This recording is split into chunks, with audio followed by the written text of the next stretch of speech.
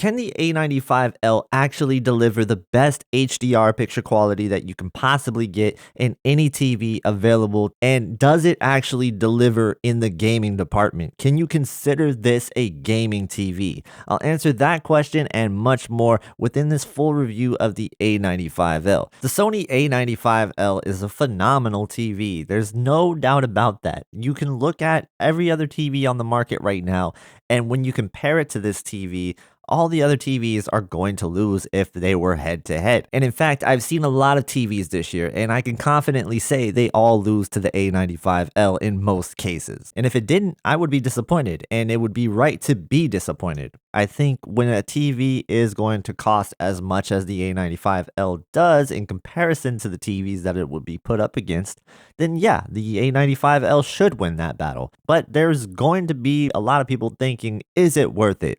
Now, I can't answer that question for you. All I can do is present you the facts, and what I think of the TV is my opinion. So you'll get facts and opinions in this video, but most importantly, you're going to have to make a decision at the end of the day if it's going to be worth it for you.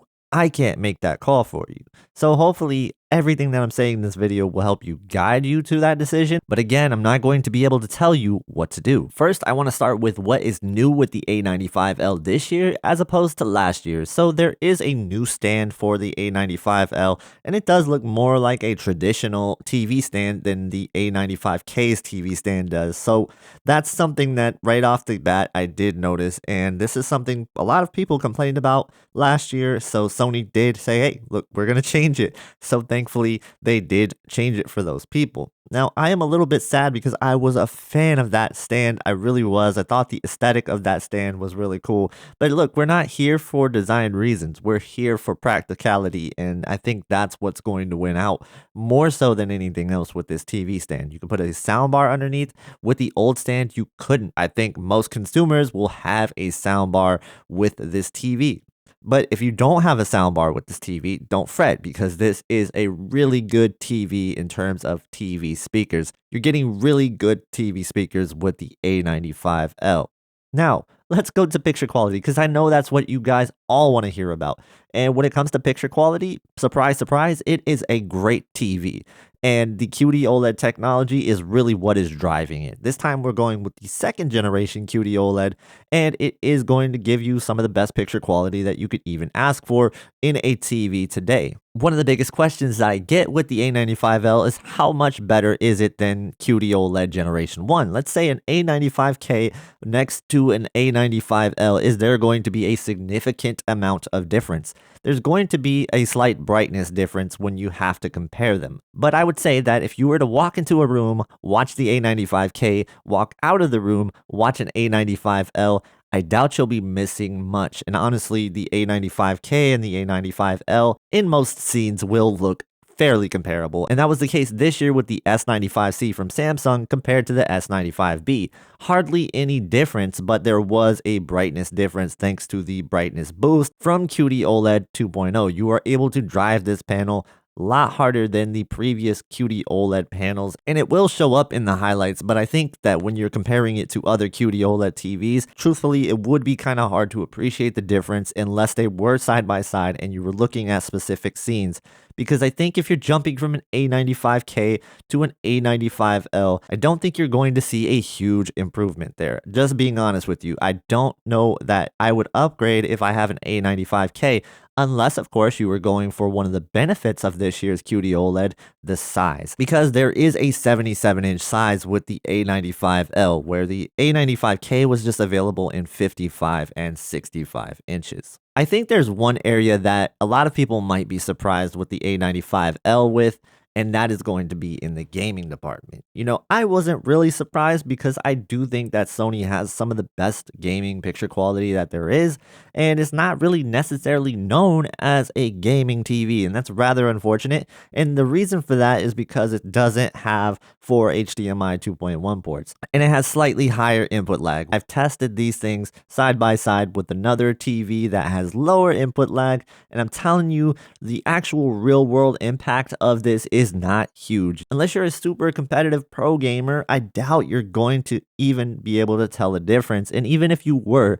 it's going to be hard to tell the difference. Feel wise, I didn't feel the difference there. And I consider myself a pretty decent gamer, so I would be able to tell these things if it was going to be a problem. It wasn't a problem for me. It usually isn't a problem for me when I'm using a Sony OLED TV or a Sony LCD TV next to a different branded TV of the same type. The HDMI 2.1 issue is really just going to be depending on, do you need 4 HDMI 2.1 ports or do you need more than 2? Because it is shared with the EARC port and there is only 2. So that would only give you 1 if you're using an EARC input.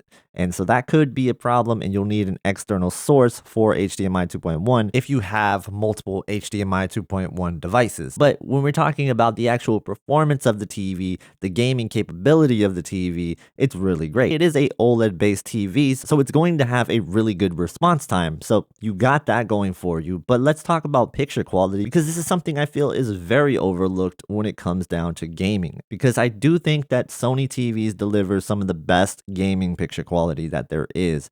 I don't know why this is. I think it is because they use a little bit more processing than any other TV brand, and maybe that's why they have slightly higher input lag. And I will say this trade-off is definitely worth it because, like I said, I don't notice a huge impact on this with input lag. I don't notice the difference. So you could have 18 milliseconds of input lag on one TV and 10 on the other, and you're not really feeling that difference.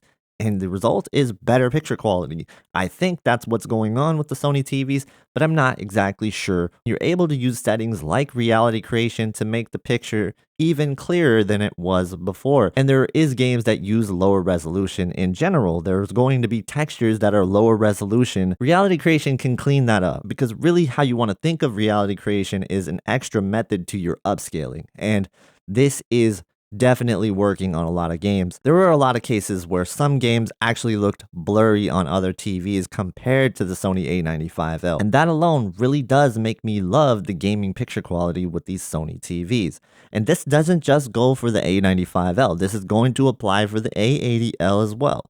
And I think that when it comes down to Sony OLED TVs, in terms of how clear the image is, how sharp the image is, it really just delivers on everything you would want out of your gaming picture quality. And with the A95L, you get the colors as well. So you get the brightness and you get the colors. I would say the only real downside that I've found with gaming on the A95L is that in comparison to other QD-OLED TVs, I thought that the SDR game mode just wasn't as bright as those. It seemed like Sony wasn't allowing the SDR brightness to be as bright as outside of game mode in this case, because in HDR, up against a competing QD-OLED TV, the A95L was brighter and it did have more HDR impact than the other QD-OLED TV. The A95L definitely won that battle, but when it came to SDR, I didn't feel that same amount of brightness coming from the A95L for SDR, and that's standard dynamic range that I'm talking about here versus the high dynamic range signal that we were talking about. So gaming, in my opinion, is off the charts. It's very bright, it's very colorful,